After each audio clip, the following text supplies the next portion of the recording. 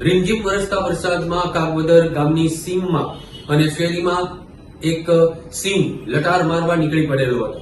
જાફરાબાદના કાગવદર ગામની શેરીમાં સિંહ નીકળી પડેલો હતો। વરસાદી વાતાવરણ વચ્ચે ગામની શેરીમાં સિંહ નીકળેલો હતો। ઢળતી સંધ્યાએ સિંહે લટાર મારેલી હતી।